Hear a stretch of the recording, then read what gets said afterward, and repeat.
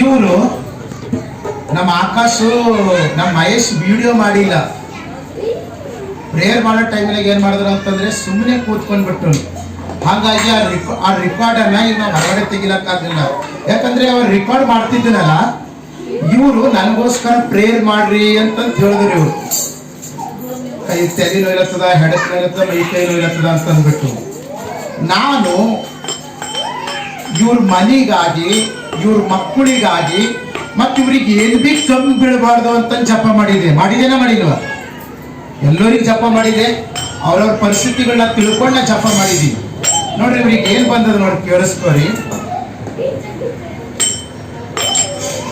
ನಿನ್ನ ಗುಡಾರಕ್ಕೆ ಅಪಾಯವಿಲ್ಲವೆಂದು ನಿನಗೆ ಗೊತ್ತೇ ಇರುವುದು. ನಿನ್ನ ಪಟ್ಟಿಯನ್ನು ನೀನು ಪರೀಕ್ಷಿಸುವಾಗ ಏನು ಕಡಿಮೆ ಬೀಳುವುದಿಲ್ಲ. ಹಲ್ಲೆಲೂಯಾ. ನಾ ಜಪ ಮಾಡತ್ರ ಅಂದಿದ್ದೇನ, ಅವ್ರಿಗೆ ಏನ್ ಬಿ ಕಮ್ಮಿ ಬೀಳಲ್ದಂಗ ದೇವ್ರ ಅವ್ರಿಗೆ ಆಶೀರ್ವಾದ ಮಾಡ್ಬೇಕಂತ ಜಪ ಮಾಡಿದ್ದೇನ. ಎಲ್ಲರಿಗೂ ಪ್ರೇರಣೆ ಕೇಳಿಸ್ಕೊಂಡ್ರಿ. ಅವ್ರಿಗೆ ಏನ್ ಬಿ ಕಮ್ಮಿ ಬೀಳಬಾರ್ದು. ದೇವ್ರು ಎಲ್ಲ ಮತ್ತೆ ಅವ್ರಿಗೆ ಮಕ್ಕಳಿಗೆ, ಇವ್ರಿಗೆ ಮನೆಗೆ ಎಲ್ಲ ಬೇಕಾಗಿದ್ದು ಎಲ್ಲ ಒದಗಿಸ್ಬೇಕು. ಯಾಕಂದ್ರೆ ರೆಕಾರ್ಡ್ ಇದ್ದರೆ ಅದನ್ನ ನಾನು ಹೊರಗಡೆ ತರಿಸಿದ್ದೆ, ಅದು ರೆಕಾರ್ಡ್ ಮಾಡಿಲ್ಲ. ಕರೆಂಟ್ ಹೋಗ್ಯದ, ಅದು ಆಗ್ಯದ, ಇದಾಗ ರೆಕಾರ್ಡ್ ಮಾಡಿಲ್ಲ. ಅದೇನಾಯ್ತು, ನಾ ಏನ್ ಜಪ ಮಾಡಿದ್ದೀನಿ, ಯಾವ ವಿಷಯದಲ್ಲಿ ಇವ್ರ ಮೇಲೆ ನಾ ಆ ಮಾತುಗಳನ್ನ ಯೂಸ್ ಮಾಡಿದ್ದೀನಿ, ಅದೇ ವಿಷಯ ಬಂದದ್ದು.